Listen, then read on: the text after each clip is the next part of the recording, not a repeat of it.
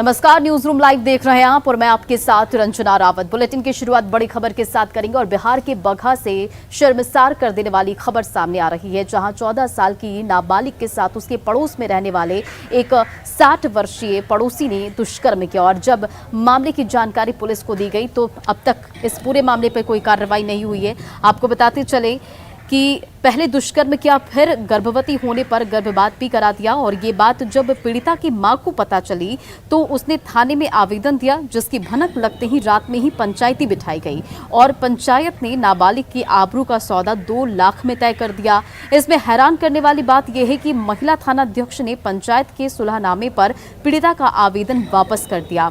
जब social media पर मामले से जुड़ा वीडियो वायरल होने लगा तब एसपी ने मामले में हस्तक्षेप करते हुए तत्काल प्रभाव से थाना अध्यक्ष उमाशंकर मांझी को निलंबित कर दिया और आरोपी को गिरफ्तार कर जेल भेज दिया गया।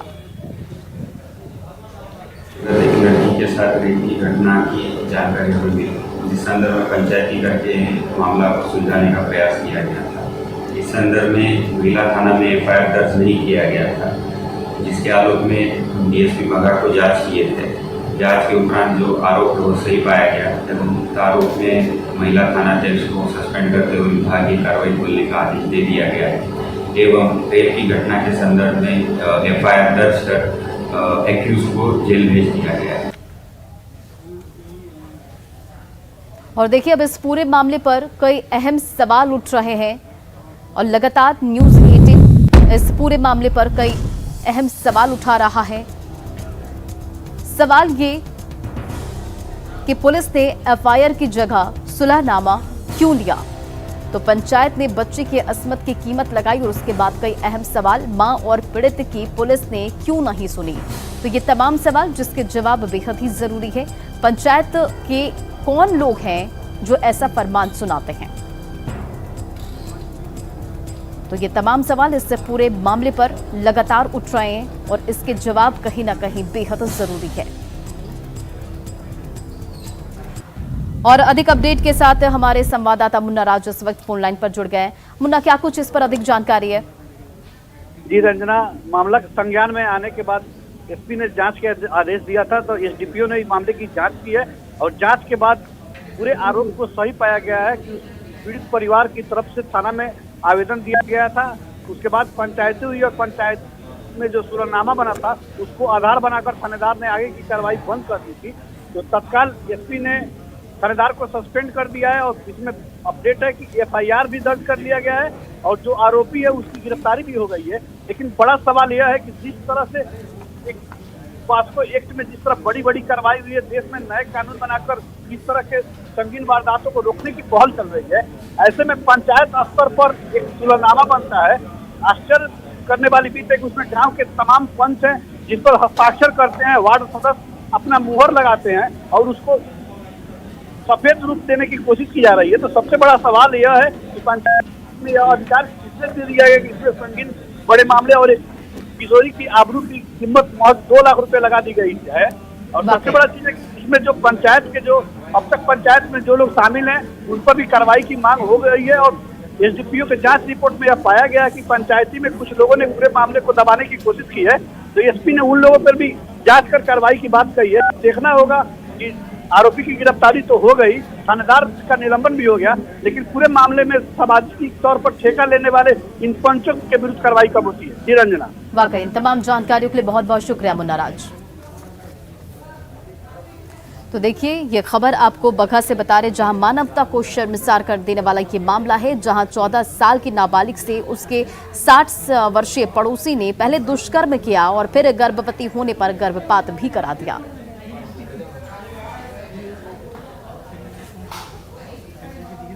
और कल वैशाली में बदमाशों ने यज्ञ में जमकर तांडव मचाया था, जिसका सीसीटीवी फुटेज सामने आ गया है। आपको बताते चले कि कल बदमाशों ने इस यज्ञ में तांडव मचाते हुए एक युवक की चाकू गोदकर हत्या भी कर दी थी। फिलहाल जो है पुलिस इस पूरे मामले पर छानबीन कर रही है। आपको बताते चले कि बदमाशों ने यज्ञ में तोड़फोड़ की और वहां मौजूद युवक की चाकू मारकर हत्या भी कर दी। जानकारी के मुताबिक गाँव में चल रहे यज्ञ में आधा दर्जन बदमाशों ने पहले हमला बोल दिया, जिसके कारण वहां मौजूद लोगों में भगदड़ मच गई। यज्ञ में शामिल लोगों ने जब बदमाशों का विरोध किया तो बदमाश उनसे मारपीट करने लगे और इसी बीच बदमाश वहां खड़े युवक के गले में गमछा डालकर उसकी जमकर पिटाई की और उसके बाद उसे जमीन पर घसीटने भी लगा और बाद में चाकू मारकर उसकी हत्या कर दी। मृतक युवक की पहचान सुशांत के रूप में हुई है। फिलहाल इस पूरे मामले पर छानबीन जारी है।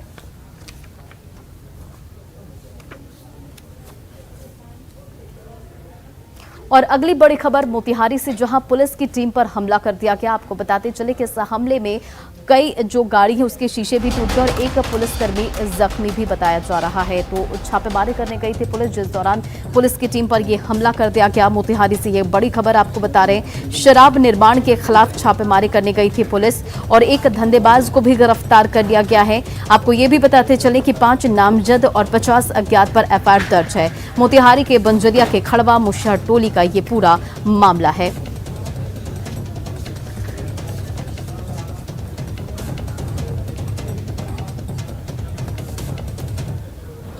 और दानापुर थाना क्षेत्र के इमली मार्केट में एक लोगों ने जो है वो रंगदारी नहीं देने पर फैक्ट्री में हमला कर दिया। आपको बताते चले कि अब जो है इस पूरे मामले पर छानबीन जारी है। ये पूरी खबर की जानकारी देते चले, जहां दानापुर थाना क्षेत्र के इमली इलाके में पानी फैक्ट्री के मालिक विनोद से 5 लाख की रंगदारी नहीं देने पर फैक्ट्री पर फायरिंग करने का वीडियो सामने आया है। आपके सामने ये तस्वीरें टीवी स्क्रीन पर इस वक्त तस्वीरों में आप साफ देख सकते हैं कि एक अपराधी है जो वहां फायरिंग कर रहा है और गोली की आवाज सुन 2 मजदूर भागते हैं। फिलहाल पुलिस इस पूरे मामले पर छानबीन कर रही है।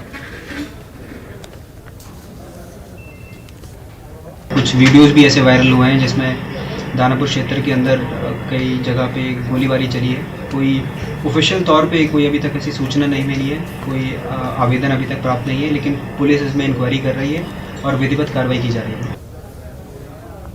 और अगली खबर बेगूसराय से, जहां तेज रफ्तार ट्रक अनियंत्रित होकर एक सड़क किनारे घर में जा घुसा। इस हादसे में करीब जो है 2 दुकान क्षतिग्रस्त हो गए और घर भी क्षतिग्रस्त हो गया। आपको बताते चले कि अनियंत्रित होकर ट्रक जो है वो खंबे से टकराते हुए घर में जा घुसा और जिसके कारण वहां पर स्थित 2 दुकानें पूरी तरह से क्षतिग्रस्त हो गई। दुर्घटना के कारण घर को भी नुकसान पहुंचा है और घटना जो है वो चिरिया बरियापुर थाना क्षेत्र के मेहदा शाहपुर गांव की है। घटना के वक्त मौजूद लोगों के मुताबिक ट्रक जो है वो रोसड़ा से निकला था और बेगूसराय की तरफ जा रहा था और तेज रफ्तार के कारण ट्रक अनियंत्रित होकर पोल से टकराते हुए घर पर घुस गया और 2 दुकानों को तोड़ते हुए घर में जा घुसा और घटना के बाद ट्रक चालक मौके से फरार है। मौके पर पुलिस पहुंची है, ट्रक को जब्त कर लिया गया है और फरार चालक की तलाश जारी है।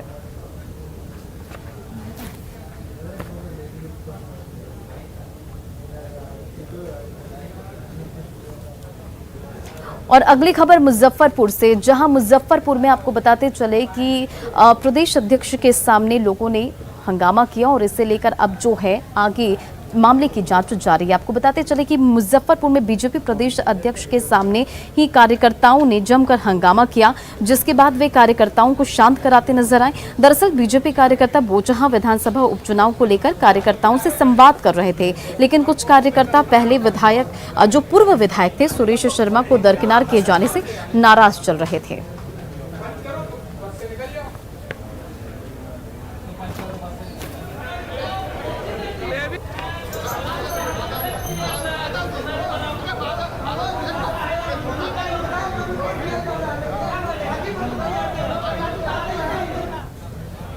आज रामनवमी है, आज मर्यादा पुरुषोत्तम राम का जन्मोत्सव है और इसे लेकर मंदिरों में जो है वो भव्य तैयारियां की गई है। लोग जो है सुबह से ही मंदिर में पहुंच रहे हैं, पूजा अर्चना कर रहे हैं। लगातार आपको सुबह से हम तस्वीरें पटना के महावीर मंदिर की दिखा रहे थे, जहां लोग जो हैं भक्त जो है वो उमड़े पड़े हुए। आपको बताते चले कि इस अवसर पर मंदिरों में श्रद्धालुओं का सैलाब उमड़ रहा है।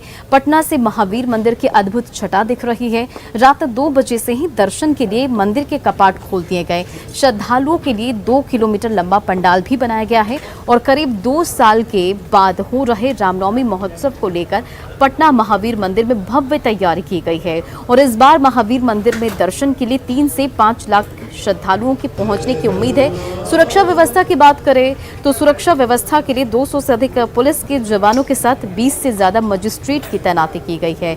महावीर मंदिर में आज राम भक्त हनुमान जी को 25,000 किलो नैवेद्यम का भोग भी लगाया जाएगा और महावीर मंदिर देश का 10वां मंदिर है जहां के प्रसाद को सर्टिफिकेट मिला हुआ है।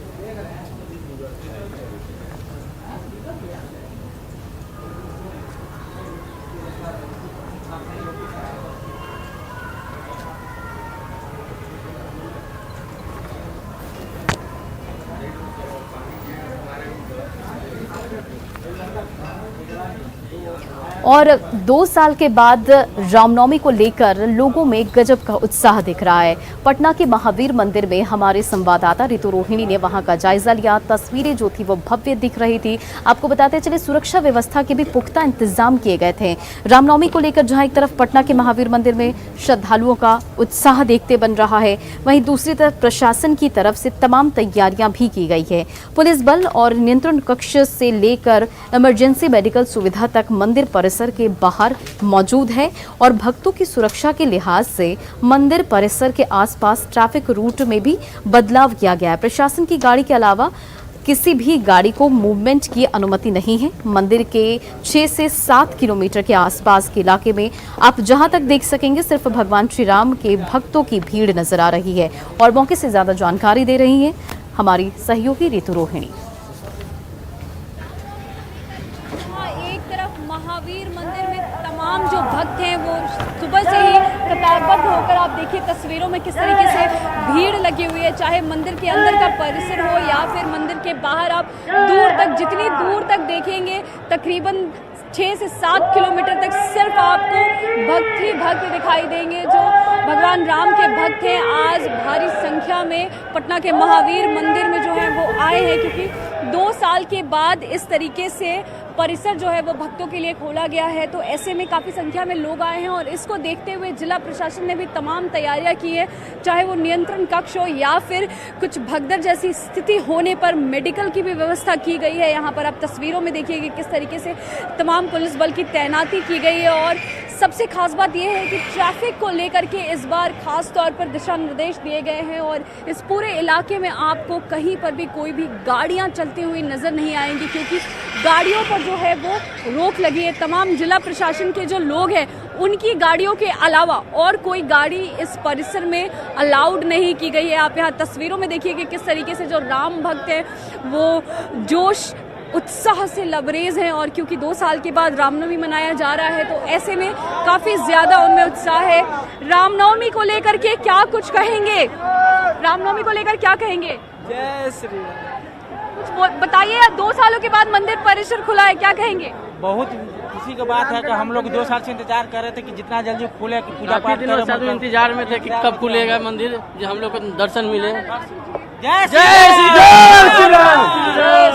तो आपने देखा कि किस तरीके से जो तमाम तैयारियां हैं वो जिला प्रशासन की तरफ से की गई है।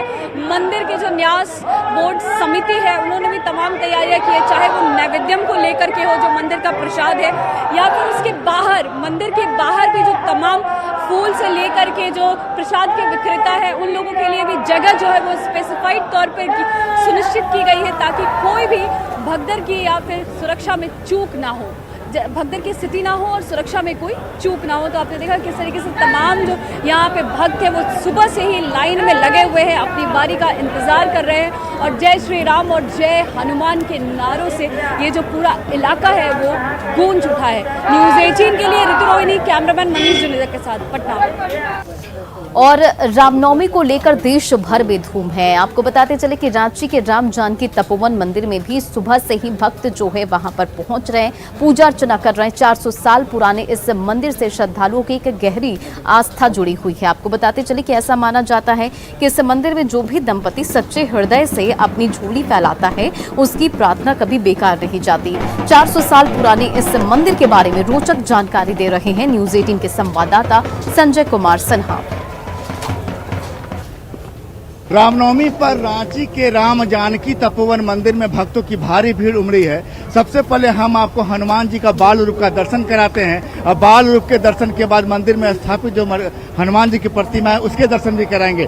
यहाँ देख रहे हैं छोटे हनुमान जी यहाँ पर पहुँचे हैं, बेहद खूबसूरत रूप में, चंचल भी है, हाथ में गदा भी है और इनकी एक पूँछ भी है। पूँछ भी काफी खूबसूरत पूँछ है। और जब हनुमान जी चलते हैं, हनुमान जी को चला कर दिखाइए जरा। हनुमान जी चलते हैं तो जैसे ही यहाँ पर जय श्री राम का नारा लगता है, हनुमान जी बेहद खुश हो जाते हैं, उत्साहित हो जाते हैं, गदा उठा लेते हैं। और बजरंगबली का मन राम जी की भक्ति के प्रति बहुत ही अटूट था। उनकी मन चंचल थे और बुद्धि से भी परिपूर्ण थे, इसलिए मैंने उसे बाल रूप का रूप। बिल्कुल, विद्या बल मोहि दीजिए, तुम अज्ञान हटा रख लीजिए। यहाँ पर देख रहे हैं कि हम राम जो जानकी तपोवन मंदिर है, इसका इतिहास 400 साल पुराना है और कहते हैं कि यहाँ पर एक महंत थे 400 साल पहले, वनकटेश्वर नाम था उनका। और जब वो श्री राम कथा कहते थे तो उनकी श्री राम कथा सुनने के लिए आसपास के जंगल जानवर, सिंह, शेर, जो बाघ थे सभी आ जाया करते थे। और क्या होता था कि उसी समय में अचानक एक अंग्रेज का शासन था और अंग्रेज जो थे उन्होंने राइफल निकालकर जो उस शेर की उन्होंने वहां पर गोली से हत्या कर दी, जिसके बाद महंत काफी नाराज हुए और उन्होंने कहा कि जब अंग्रेज को पछतावा हुआ तो उन्होंने कहा कि हम यहाँ पर पछतावे के रूप में एक मंदिर बनाएंगे और यहाँ पर भगवान का एक छोटा सा मंदिर बनाया। समय समय पर तपोवन मंदिर का जीर्णोद्धार होता रहा और एक बड़ा मंदिर है। यहाँ पर भक्तों की जिस तरीके से भीड़ उमड़ी है, हम बात करेंगे यहाँ पर तपोवन मंदिर की महत्ता क्या है, बताइए। बहुत ज्यादा, आज से नहीं, मैंने सोचिए 50 साल से हम लोग ड्यूटी कर रहे हैं। राम जी के चरणों तक पहुँच गए हनुमान जी के पास आकर। हाँ, एकदम। हम तो मतलब हनुमानगढ़ी से ला करके यहाँ पे ध्वज भी चढ़ाए हैं। अयोध्या गए थे अभी। परिवार में रहते हैं और हर साल रामनवमी के समय में हम लोग हर साल सब परिवार यहाँ पे आते हैं। हमारे पूरा परिवार यहाँ पे आया है और हम लोग को यहाँ के बहुत ही अच्छा लगता है। कैमरामैन अमित के साथ संजय कुमार सिन्हा, न्यूज़ 18 रांची। और अगली खबर बेगूसराय से, जहां अष्टमी के मौके पर महिला जागरण महासमिति की तरफ से देवी जागरण का आयोजन किया गया, जहां भक्त जो वहां पहुंचे, श्रोता जो वहां पहुंचे, वो झूमते हुए नजर आए। आपको बताते चले कि कार्यक्रम का उद्घाटन बरौनी के कार्यपालक निदेशक R.K. झा ने किया। जागरण की शुरुआत मां दुर्गा की महाआरती के साथ की गई और जिसके बाद मुजफ्फरपुर से आए कलाकारों ने एक से बढ़कर एक भक्ति गीत प्रस्तुत किए, जिस पर श्रोता झूमते नजर आए।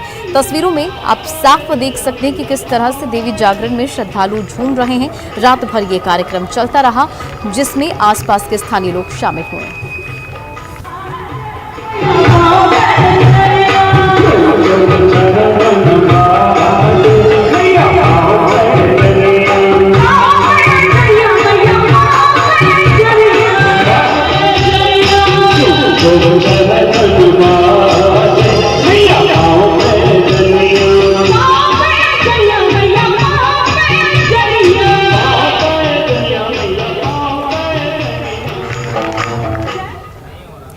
आज हम एक आधुनिक युग में जी रहे हैं और चांद तारों तक पहुंचना कोई बड़ी बात नहीं है, लेकिन आज भी समाज का एक तबका है जो अंधविश्वास से जकड़ा हुआ है। गोपालगंज से ये खबर और ये रिपोर्ट देखिए, जहां भूतों का मेला लगता है।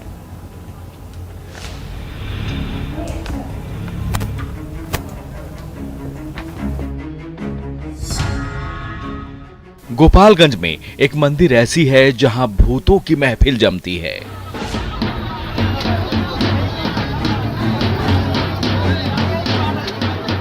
यह मंदिर गोपालगंज जिला मुख्यालय से 12 किलोमीटर दूर थाबे प्रखंड के लछवार गांव में है, जहां भूतों की महफिल जमती है।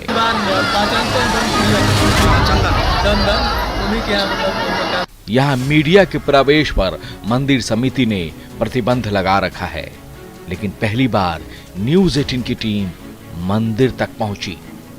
मंदिर परिसर में अंधविश्वास के कई रूप देखने को मिले। यहाँ भूतों का ऐसा मेला लगता है जिसे देख कोई भी हैरान रह जाए।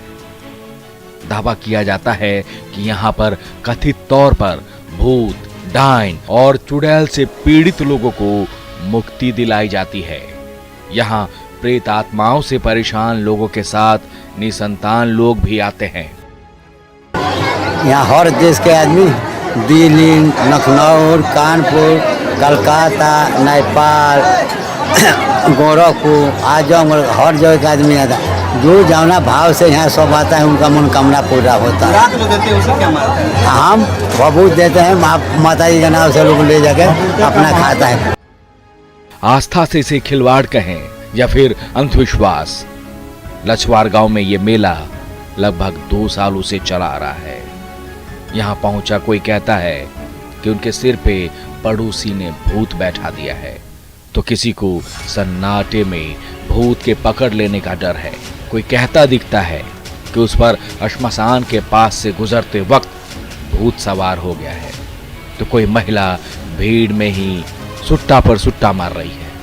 अंधविश्वास के इस मेले में फरियादी तो इंसान होता है, लेकिन उनका कहना है कि उन पर कब्जा भूत, चुड़ैल और डाइन का हो गया है, जिससे उन्हें सिर्फ लछवार माई ही मुक्ति दिला सकती हैं। हम लोग आए हैं यहाँ पे पूजा करने, दिखवाएं, पूजा किए हैं। बाकी लोग भी आए हैं, रचिया होता है इसीलिए आए हैं। और क्या मिला बाबा जी से? भभूत लिए हैं बाबा जी से। क्या होगा भभूत का? लगाएंगे, खाएंगे। माता जी यहाँ का दुख दूर कर देती है। यहाँ से वो लोग जाते हैं और दूसरे को भी कहते हैं जो कि आपका दुख कहाँ दूर हुआ। अतः लछवार धाम माता जी का स्थान पर हम गए और वहीं हमारा जल भभूत से दुख दूर हो गया। हमारा वंश नहीं हो रहा था, वहाँ पर जाने पर हमको वंशावली भी चल गया, धन भी बढ़ गया, चाहे कोढ़िया भी है वो भी संपन्न हो गया, हर चीज से। चैत्र नवरात्र में यहाँ गजब का नजारा देखने को मिल रहा है। कहीं औरतें जोर जोर से सिर हिलाती हैं, तो कहीं कोई महिला सिर पटक कर झूलती नजर आती हैं। कोई देवी का स्वरूप धारण कर नाच रहा है, तो कोई हाथों में खप्पड़ लेकर झूम रहा है। स्थानीय लोग बताते हैं कि जिनकी मनोकामना पूरी होती है वे कबूतर मंदिर में उड़ाते हैं, जिससे यहाँ के युवक कबूतरों को पकड़कर खा जाते हैं या फिर उसे मंदिर में आने वाले भक्तों के हाथों बेच देते हैं। ऐसी मान्यता है कि यहाँ के भभूत और मिट्टी के स्पर्श मात्र से ही प्रेत आत्माएं शरीर छोड़ जाती हैं। यहाँ बाबा द्वारा पैसे लेकर भक्तों को भभूत दिया जा रहा था, जिसका महत्व भी बतलाया गया। कहा जाता है कि मिट्टी से लौटने और भभूत खाने पर भूतों से मुक्ति मिल जाती है। यह धारणा इतनी प्रचलित है कि बिहार, यूपी के अलावा पड़ोसी देश नेपाल से भी काफी संख्या में महिला, पुरुष और बच्चे लछवार धाम आते हैं। जिनकी मनोकामनाएं पूरी होती है वो आप देख ही रहे हैं, वो कबूतर उड़ाते हैं। लेकिन यहाँ के लोगों का क्या कहना, वो फिर उसी कबूतर को पकड़ के फिर बेच देते हैं। आप देख ही रहे हैं कैसे कैसे वो लोग शॉर्ट में ऐसे छीना झपटी करते हैं, जो कि ठीक नहीं है। लेकिन लोगों का आस्था है, वो अपना काम करते हैं और लोग अपना काम करते हैं। भूत प्रेत जैसे अंधविश्वास के पीछे एक गहरी सामाजिक धारणा होती है, जो लोगों के मन की गहराई में समाई होती है, जिससे कि कुछ लोग इसका गलत फायदा उठाने लगते हैं। यही कारण है कि सालों से यहाँ चली आ रही भूतों से पीछा छुड़ाने के अंधविश्वास का यह खेल आज के समाज में भी जारी है। गोविंद कुमार, न्यूज़ 18, गोपालगंज। लोग आज जहां चांद और मंगल पर जाने की बात कर रहे हैं, वहीं पर हमारा समाज का एक बड़ा तबका अंधविश्वास में जकड़ा हुआ। अभी हम मौजूद है गोपालगंज के लछवार मंदिर पर। आपको हम तस्वीरें दिखा रहे हैं। इन तस्वीरों को आप देखिए। कोई युवक दोनों हाथों में खप्पड़ लेकर झूम रहा है, तो कोई महिलाएं झूम रही हैं। इसे अंधविश्वास कहेंगे या फिर आस्था, इन तस्वीरों को देखकर आप सहज ही अंदाजा लगा सकते हैं। ये गोपालगंज के लछवार गांव में स्थित लछवार मंदिर है, जिसे आदि शक्ति मंदिर कहा जाता है। ऐसी मान्यता है कि यहाँ पर लोग असाध्य रोगों से मुक्ति पाने के लिए आते हैं। लेकिन तस्वीरों को देखकर आप सहज ही अंदाजा लगा सकते हैं कि यह अंधविश्वास है या फिर आस्था से खिलवाड़। गोविंद कुमार, न्यूज़ 18, गोपालगंज। और फिलहाल इस बुलेटिन में इतना ही। बने रहें आप न्यूज़ 18 बिहार झारखंड के साथ।